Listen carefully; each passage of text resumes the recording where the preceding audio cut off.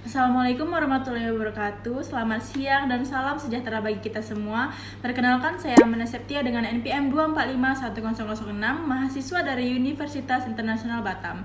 Pada kesempatan kali ini, saya akan mempresentasikan artikel penelitian saya yang berjudul Penerapan Hukuman Judi Online di Indonesia. Seperti yang kita ketahui bersama, perkembangan teknologi digital di era saat ini telah membawa banyak dampak positif.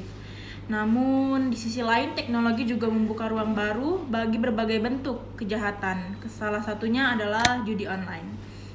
Berbeda dengan judi konvensional yang biasanya dilakukan secara langsung, judi online dilakukan melalui aplikasi, situs web, hingga media sosial yang bisa diakses oleh siapa saja.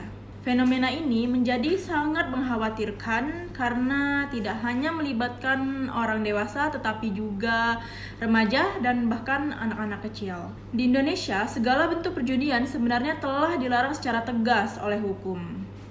Larangan ini tertuang dalam pasal 303 dan 303 BIS KUHP dan telah diperkuat oleh Undang-Undang Informasi dan Transaksi Elektronik atau UU ITE khususnya pasal 27 ayat 2. Meskipun regulasinya jelas, namun para judi online masih terus berlangsung dan bahkan berkembang semakin luas. Melihat kenyataan tersebut, muncul pertanyaan penting, mengapa judi online masih sulit diberantas meskipun sudah dilarang?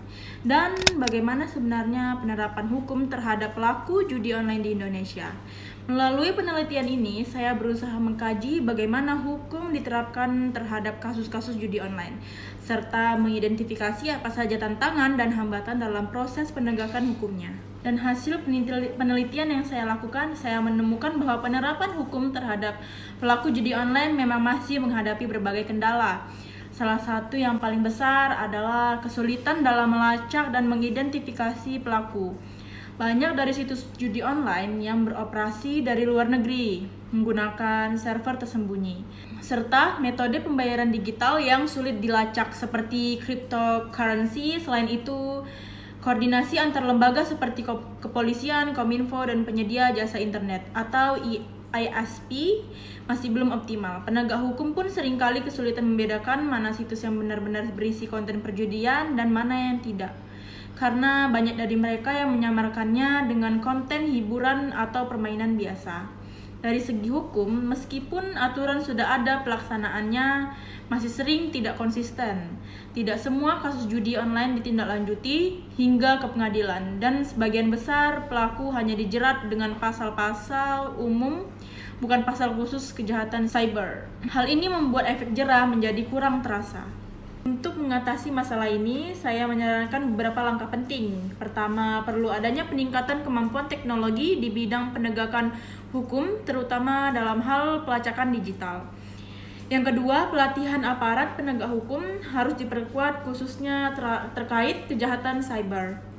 Yang ketiga, Kominfo dan penyedia layanan internet harus bekerja sama lebih erat dalam memblokir situs-situs judi ilegal secara cepat dan konsisten.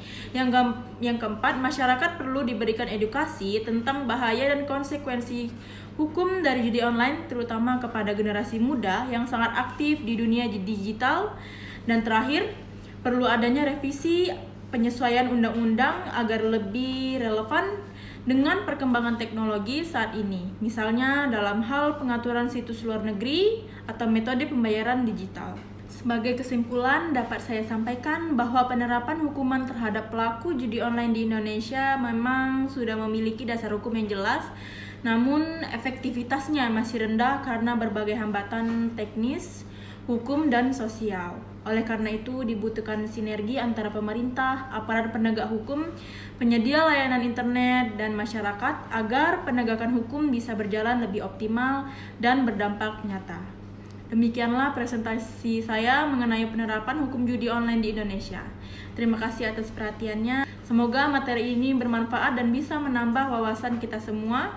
Wassalamualaikum warahmatullahi wabarakatuh.